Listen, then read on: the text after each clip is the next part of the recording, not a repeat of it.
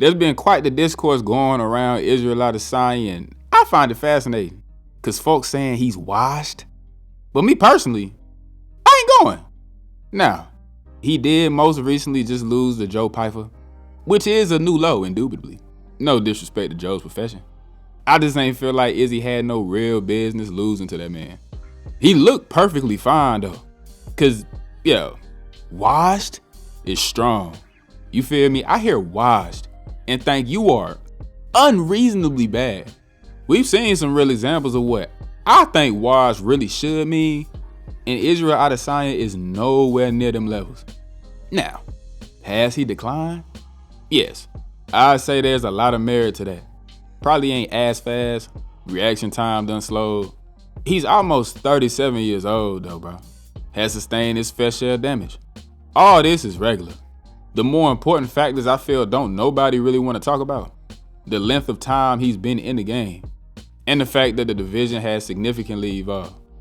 Izzy is approaching 10 whole years in the UFC, and been at the top for the majority of it. Being champ already put a target on your back, and when you long reigning, you get to a point where niggas are embarking on their mixed martial arts journeys to be you.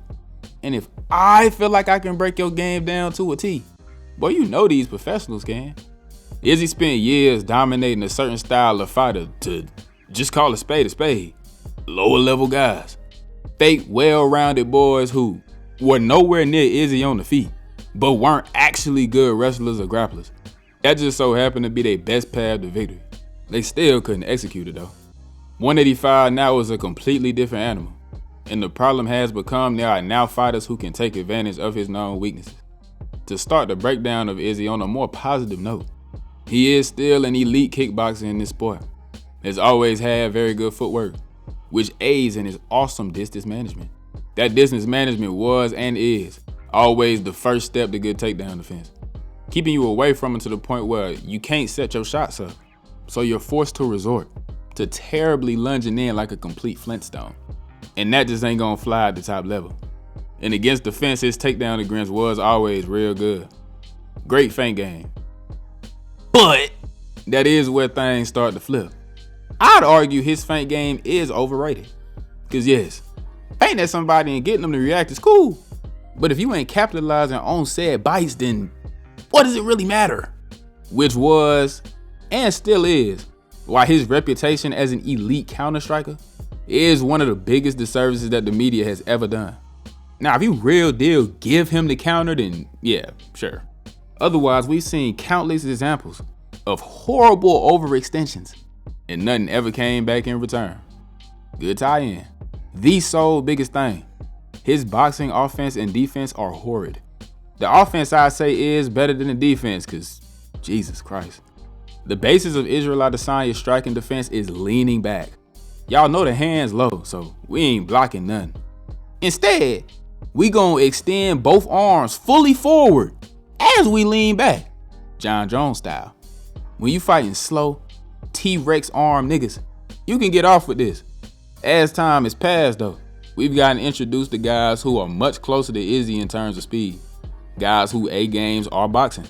Whether it's somebody like Sean Strickland, who make a living behind his jab, constant pressure, and incredible defense.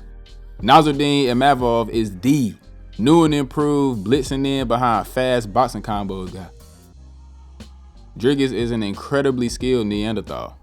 And Joe Pyfer, immense power, real aggressive, boy don't show an ounce of fear. These ain't the kind of matchups Izzy was seeing at his peak. If you want to talk about something seriously declining in Izzy's game, I think it's the IQ. Cause there was one thing, one singular thing you just couldn't do against Joe Pyfer, and that was stand toe to toe with him. I to this exact second cannot believe that he did that.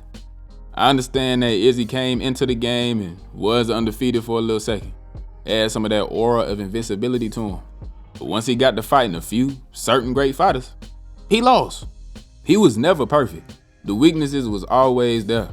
But in many cases across all sports, winning masks mistakes. Even to this exact day, we have likely seen some regression, yes. But he's more than able physically and ability to be one of the better middleweights on earth. These new niggas just surpassed him. Hope y'all enjoyed this one. This was really a topic I wanted to come forth with after he got disgustingly nuked by Nasruddin, but I held off on it.